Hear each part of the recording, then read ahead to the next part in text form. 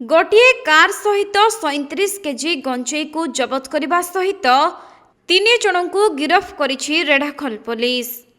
तेबे संबलपुर जिला रेढ़ाखोल बौद्ध रास्तार केन्दुकोटा तारिणी मंदिर निकटरू गत बुधवार दिन 12:40 समय रेढ़ाखोल पुलिस चढ़ाऊ करी चोरा चालाण हेउथुबा गोटे कार समेत 37 केजी गंजेई को जबत करिछि।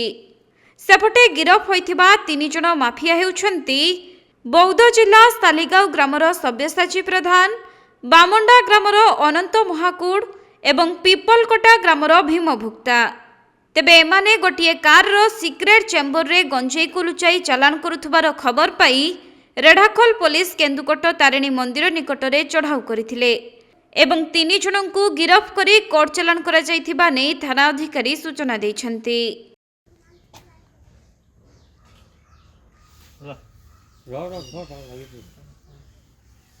से निश्वास नाइन पेपर माकी बोले गंजेईटा